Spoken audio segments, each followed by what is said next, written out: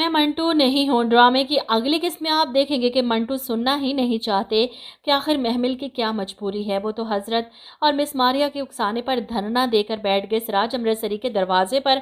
और जब महमिल इनकार करके जाती और मिस मारिया भी आकर इन्हें उठाती हैं कि महबूब को रुसवा नहीं किया जाता, तब मजबूरन सर मंटू उठकर वहां से जाते हैं। लेकिन पलट पलट कर सिराज अमृतसरी को बातें सुनाते हैं कि तीसरी बार खाली जा रहा हूँ आपके घर से, इन्हें महमिल हर हाल में चाहिए, क्योंकि इनके मुताबिक सुलह इनकी जूती की नोक पर।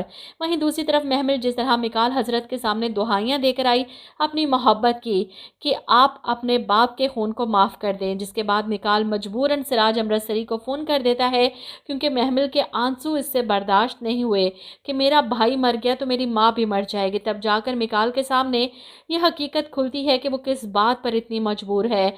और इसीलिए महमिल की बात मानते हुए मिकाल फ़ोन करता है सिराज अमृतसरी को फरहाद को माफ़ करने का वादा करते हुए। सिराज साहब मिकाल का फ़ोन सुनने के बाद इस सुलहनामे पर दस्तखत कर देते हैं, जिसके बाद मिठाइयों के टोकरे लेकर बिन्यामीन अपने घर पहुंचते हैं कि फरहाद को माफ़ी मिल गई मिकाल की तरफ से और सुलहनामे के मुताबिक अब महमिल हमारे फरहाद की होगी।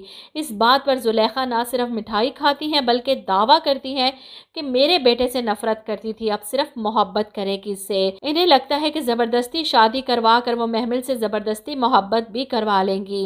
इधर सुरैया फूफो सुलहनामे को हाथ में पकड़े महमिल को बताती हैं कि तुम्हारे कहने पर मिकाल ने माफ़ कर दिया फरहाद को, अदालत में जाकर गवाही भी दे आया जज के सामने कि मैं इसे अपने बाप का खून माफ़ करता हूँ। किस हौसले से मिकाल ने यह सब कहा होगा। फरहाद तो आज़ाद होकर अपने घर चला गया और इसे देखकर इसकी माँ खुशी से फूले नहीं समाती। इसके आते ही इसकी शादी की तैयारियां शुरू कर दी जाती हैं, इसे कंधों पर उठा लिया जाता है, भंगड़े डाले जाते हैं, अपनी जीत का जश्न मनाया जाता है। और वहीं फुप्पो महमिल को बता रही हैं कि सुलहनामे में लिख दिया गया है कि अमृतसरियों के कल को बचाने के लिए हमने महमिल सराज का आज बेच दिया।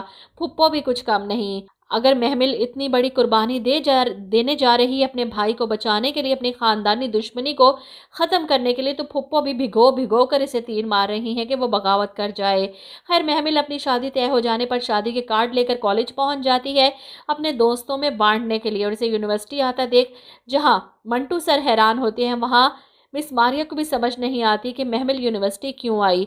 और बहुत जल्द इसके आने की वजह भी सर मंटू को पता चल जाएगी जब अपनी क्लास में बैठे हैं और महमिल इनके कमरे में आती है इजाज़त लेकर और फिर इनके सामने अपनी शादी का कार्ड रखती है और फिर सब फ्रेंड्स को भी शादी का कार्ड बांटते हुए इनवाइट करती है कि आप सब मेरी शादी पर ज़रूर आइएगा, सर मंटू आप भी आइएगा। और शादी की बात सुनकर मिस मारिया मंटू सर के घर बैठी इन्हें उकसा रही हैं कि खेल ख़त्म हो गया मंटू साहब, बाजी हाथ से निकल गई, महमिल और फरहाद की शादी तय है।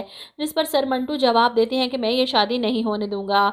जवाब में मिस मारिया इसे बगावत करने पर उकसाती हैं कि इस शहर के सबसे बड़े गुंडे के खिलाफ कि शेर के मुंह से निवाला खींच लोगे तो मैं भी मान जाऊंगी कि मंटू से बहादुर कोई नहीं।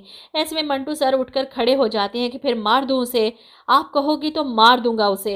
इन्हें लगता है कि बहुत आसान है फरहाद को गोली मारना। और वहीं मायूं बैठी महमिल जब अचानक से इसका भाई शमरेज वापस आ जाता है, क्योंकि बिन्यामीन ने इसे आज़ाद कर दिया था ताकि अपनी बहन की शादी में शरीक हो सके, क्योंकि सुलहनामे के मुताबिक अब कोई भी फरीक अपने कॉल से पीछे नहीं हट सकता।